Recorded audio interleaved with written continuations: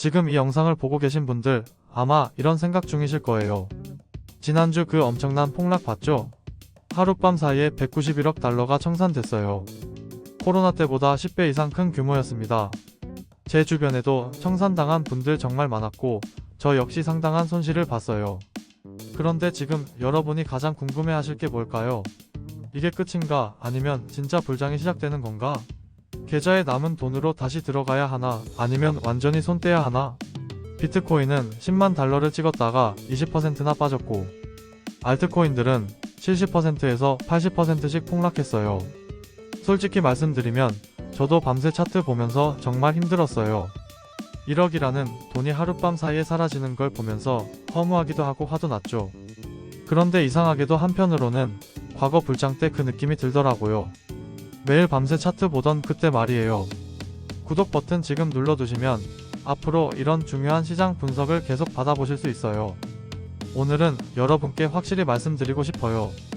이번 폭락이 끝이 아니라 오히려 본격적인 불장의 시작점일 수 있다는 거예요. 그 근거들을 지금부터 하나하나 풀어드릴게요.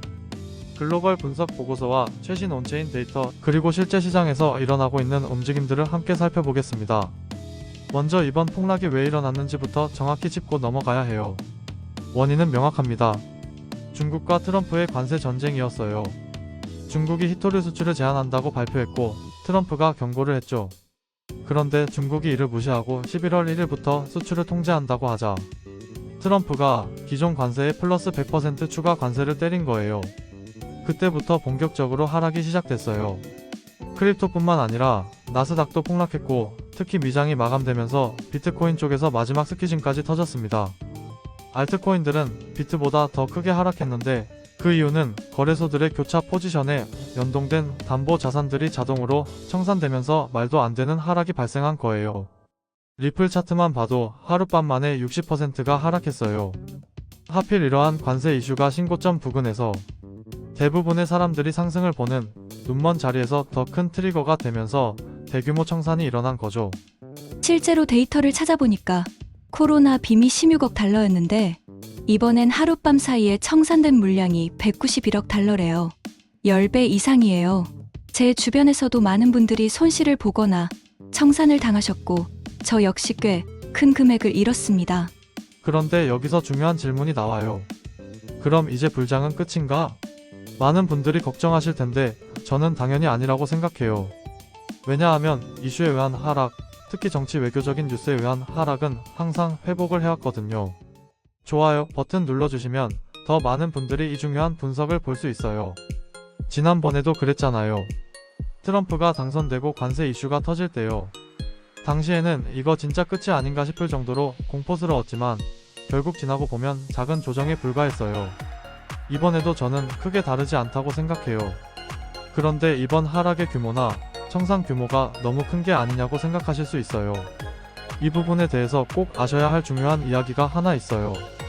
제가 이번 상승 사이클, 그러니까 2023년도부터 올라온 이 상승 사이클에 대해서 가장 이상하다고 생각하고 있는 부분이 한 가지 있는데 바로 급락 조정이 없었다는 거예요. 이 포인트가 제가 알던 과거 상승장과는 많이 달랐어요. 지난 사이클을 보면 하루에도 20% 30% 빠지는 그런 급락 조정이 정말 무수히 많았거든요. 멀리서 보면 눈에 보이지도 않는 작은 캔들 하나하나가 15%, 20% 그리고 30%짜리 하락이었어요. 보편적으로 불장에서는 많은 유동성들이 끼기 때문에 이런 개미털기 급락 조정이 항상 있어 왔는데 이번에는 그런 게 없었다는 거죠. 약 3년이 되는 기간 동안 말이에요. 물론 엔캐리 트레이드 청산 때 한 번 있었지만 대부분 기간적으로 옆으로 괴롭히는 조정이 대부분이었어요. 저는 이러한 부분에 대해서 기관들이 유입이 되면서 지난 상승장과는 다른 거구나라고 단순하게 생각을 하고 있었어요. 그런데 이번 무빙으로 인해서 제 생각이 완전히 바뀌었습니다. 밤새 차트를 보면서 실시간으로 저도 이 하락을 온몸으로 맞고 있었고 허무하기도 하면서 한편으로는 과거 매일매일 밤새 차트를 보던 그때 상승장의 향수가 느껴졌어요. 정리하자면 이렇습니다. 2017년 그리고 2021년 상승장에서는 모두 급락 조정이 있었어요. 하지만 사람들이 모두 상승장이라고 외쳤던 이번 사이클에는 급락 조정이 없었죠.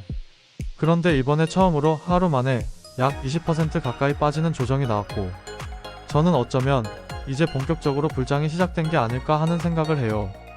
물론 단순히 지금 차트 단면만 본다면 절망적이고 지옥이 맞아요. 하지만 조금만 멀리서 봤을 때 적어도 제가 보기에는 오늘 있었던 하락이 25년 본격적인 불장 사이클을 알리는 시작점이 아닐까 생각합니다. 글로벌 분석 보고서를 보면 기관 투자가들의 디지털 자산 참여가 빠르게 증가하고 있대요. 특히 선물과 옵션 시장에서 이더리움 거래량이 전년 대비 355%나 증가했다고 해요. 이게 무슨 의미냐면 큰손들이 본격적으로 시장에 진입하고 있다는 거예요.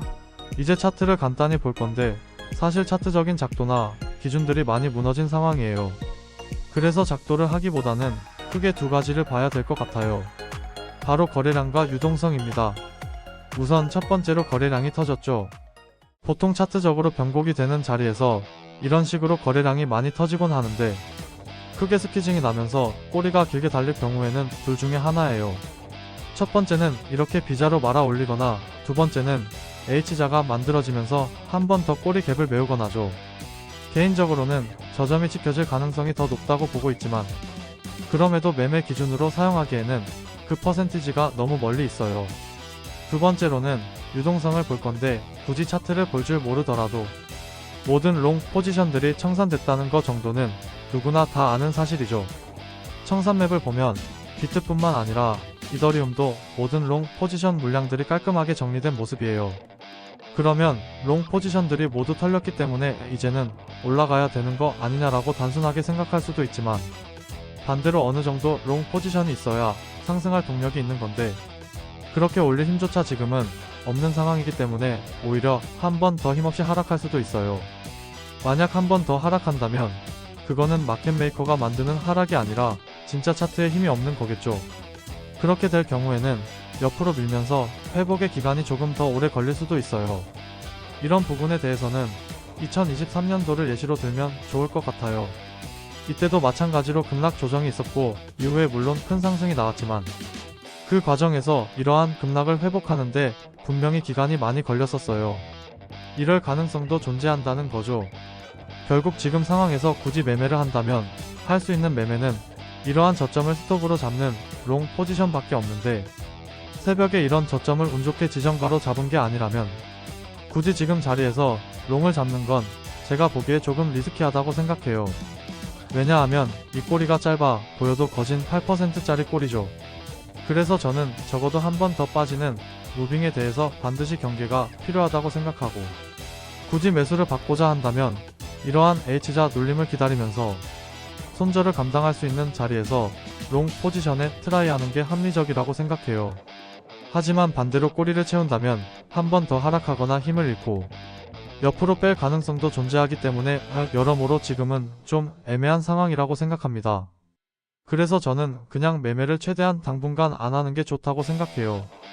물론 손실이 나면 모든 사람이 복구 심리가 있기 때문에 포지션을 잡고자 하는 경향이 있지만 지금 상황에서는 보다 이성적으로 판단하는 게 조금 더 필요하지 않을까 싶습니다. 최근 온체인 데이터를 보면 100피트 이상 보유 기관들은 지금도 매수 속도를 더 빠르게 가져가고 있대요. 중요한 건 지난 4월 급락에서는 관세 우려가 큰 상황에서 기관 매수세가 저조했지만 이번 급락에서는 눈치 보지 않고 급락을 받아내며 매수가 빠르게 진행되고 있다는 점입니다. 이제 중요한 이야기를 하나 더 해야 할 것 같아요. 시장에 주작설이 돌고 있어요. 개인 투자자 입장에서 자연재해 같은 무빙이라고 하지만 솔직히 이번에는 제가 봐도 좀 너무 과하지 않았나 싶어요. 누가 봐도 롱을 잡을 자리를 만들어 놓았어요. 트럼프가 중국에 추가 관세를 때리면서 하룻밤 사이에 나스닥과 크립토가 폭락했어요. 그래놓고 아침에 나와서 아직 확정은 아니고 이야기 중이라고 발표를 했죠. 시장의 모든 롱 포지션들이 청산당했는데 이 와중에 하루에 억 단위 수익 계좌들이 줄줄이 나오고 있어요. 한 하이퍼리퀴드 계좌를 보면 오늘 개설된 계좌가 정확히 관세 발표 30분 전에 숏 포지션을 잡고 약 2억 달러를 벌었다고 해요. 이거는 굉장히 심각해요. 이 계좌 외에 우리가 모르는 내부자 지갑이 분명히 더 많겠죠. 누군가는 트럼프의 발표 소식을 알고 있었던 거예요. 마켓메이커 MM이라고 하죠. 아무리 MM이 존재하고 개인 투자자의 입장에서 불리한 게임을 하고 있다는 것을 우리가 모두 인지하고는 있지만 그럼에도 이번에는 조금 과하지 않았나 싶어요. 저는 솔직히 무조건 트럼프와 MM이 계속해서 깊게 연결이 되어 왔다고 생각해요. 이 부분에 대해서 제가 새벽에 좀 많은 생각이 들고 솔직히 현타도 왔는데 또 이런 생각이 들더라고요. 그런데 그게 설령 사실이라 하더라도 한편으로 그래서 어쩌겠어요. 그래서 포기하실 건가요? 저는 절대로 포기 못해요.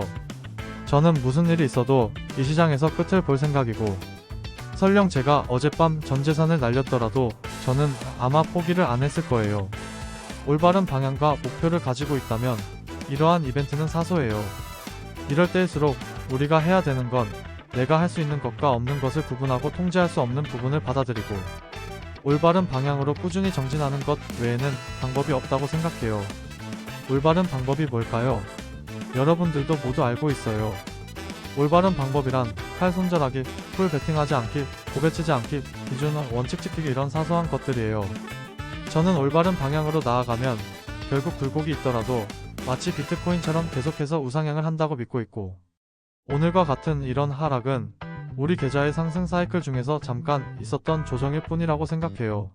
다만 이를 위해 우리가 어떤 마인드셋을 다시 한번 다져야 할지, 그리고 올바른 방향이 뭔지에 대해서 한 번 더 고민하는 시간은 분명히 필요하다고 생각합니다. 또 하나 중요한 사실을 말씀드리면 비트코인이 10월과 11월에 매우 강하다는 사실이에요. 저는 이것을 무시하면 안 된다고 생각해요. 지금까지는 약세였지만 그렇기 때문에 다시 회복할 가능성이 높다고 생각합니다. 여러분, 투자를 고려하신다면 반드시 개인 지갑을 확보해야 해요. 고정 댓글이나 프로필에 안전한 지갑 링크가 있어요. 최근 해킹과 도난 사고가 정말 많이 일어나고 있거든요. 거래소에만 보관하면 위험해요. 꼭 개인 지갑을 사용하세요. 여러분, 지금까지 이번 191억 달러 청산 사태와 앞으로의 시장 전망에 대해 말씀드렸어요.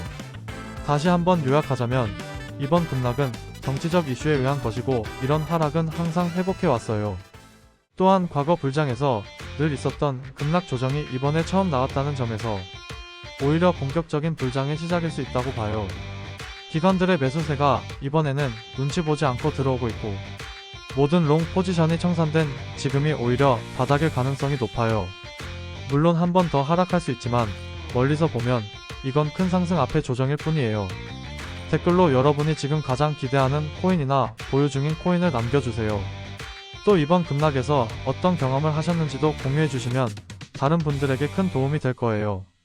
다음 영상에서는 실제 투자 전략과 타임라인, 진입과 청산 전략까지 함께 나눠보겠습니다. 지금이 기회가 될지 아니면 잠시 쉬어가는 타이밍일지 우리는 이 흐름을 놓치지 말아야 해요. 그럼 다음 영상에서 뵙겠습니다. 감사합니다.